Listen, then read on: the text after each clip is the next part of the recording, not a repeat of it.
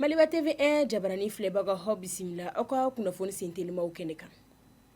Kunnafoni dabɔla an ta kiriko bunakun kan Kasum Goita n'a jalaki ɲɔgɔn tɔw ka kiri sigida yɛlɛla kunu ho tarata juillet kalo tile 14 san 2026 Bamako kiritigɛsoba la. Kasum n'a jɛɲɔgɔn minnu lajɔra kiritigilamɔgɔw ɲɛkɔrɔ o bɛ tali kɛ adjoint chef Abdoulaye Balo, commissaire principal de police Mustafa Jagite, Sandi Ahmed Saloum, Isa Samake ni a bɛ fɔ a ma ko Jos ani Dɔnfa Kalilu Dumbiya u jalakilen don ka sabu kɛ kojuguba kɛ ka ɲini ka fanga dafiri ani ka bɛnbɛnbɛn kɛ ka ɲɛsin marabagaw ma.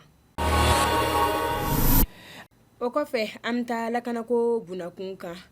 Kunnafoni sɛbɛn kɔnɔ Gulumasi Tabaw ye laseli kɛ kunu ho tarata n'o bɛnna juillet kalo tile 14 ma san 2026 min na k'u ye sanfɛ gosili kɛ jatigɛwalekɛlaw dagayɔrɔ dɔ kan ko bɔ kɛra o yɔrɔ in kan Buguni ni Kajana cɛ. Gulumasi Tabaw ka kunnasigi ma ɲɛma ka fɔ la ko baara in sera k'a to jatigɛwalekɛla caman n'u ka subahanaminɛw kɔni bɛɛ bɔra baara la. O sira fɛ Gulumasi Tabaw b'a jira k'u cɛsirilen don u ka baaraw la ka sɔrɔ ka ɲini jamana kɔnɔdenw fɛ u k'u ka dɛmɛɲɔgɔnya sabati hali bi.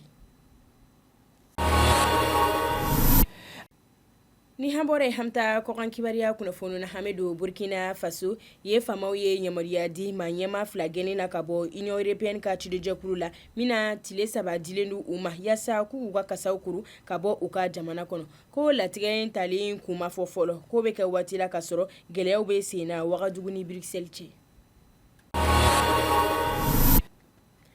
An b'a kuncɛ Nigeria a jira la ko jatigɛwalekɛlaw ka bingan dɔ senfɛ État de Bénin la kɛra sababu ye ka maa 18 bɔnɛ u ni na ko fariyanko in ye maa caman jogi kani ka maa caman wajibiya k'u sigiyɔrɔw bila ko famaw ye lakana fɛɛrɛw bonya yaasa ka boloda kɛ maa jugu ninnu kan.